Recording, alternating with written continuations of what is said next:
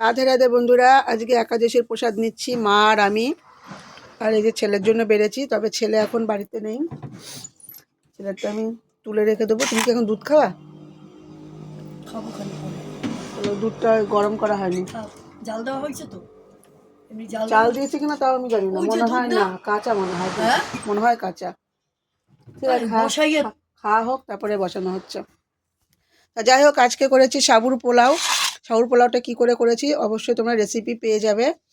আর আছে শাঁসা, আর করেছি হচ্ছে একটা সবজি করেছি, আলু, কুমড়ো, গাজর, ফুলকপি, বাদাম, আর হচ্ছে ক্যাপসিকাম, আর হচ্ছে গিয়ে পেঁপে।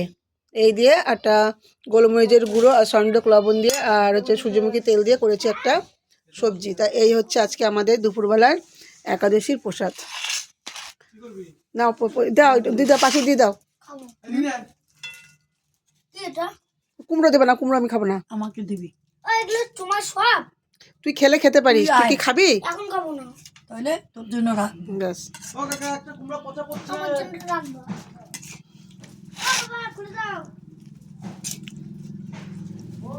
পোষণ বলছে হেভি হয়েছে দিদি। হ্যাঁ, পোষণের খুব ভালো লাগছে। এখন খাই না, এটা খাও, খেয়ে যা। তো কথা বলা যায় না মনি। তরকারিটা ভালো হয়েছে বলি? পোলাও খেতে ঠান্ডা হয়ে গেছে না, ওখানে বলে গরম গরম খেতে হবে। তো যখন করা হয়েছে তখন তো কেউ ছিল না। লঙ্কা খাবো। লঙ্কা খাবা? আমি তো গোলমরিচের গুঁড়ো দিয়ে করেছি শুধু।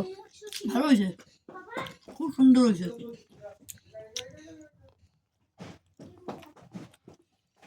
তো তোমরা একাদশীর দিন এইভাবে সাবুর পোলাও সবজি বানিয়ে খেতে পারো।